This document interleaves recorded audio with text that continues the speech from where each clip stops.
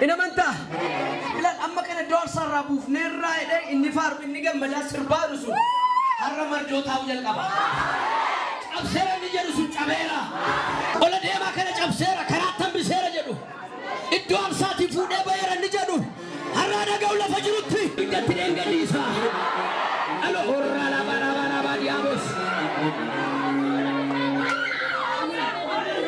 Har'a geelkaas. Inni si cabsuudhaaf. Yeroo hundumaa halkanii guyyaa maqaa keerratti hojjetu sun cabuu jalqabeera. Hojii keerraa cabseera. Waaqayyo sagantaa keerraa cabseera. Waaqayyo gaa'ila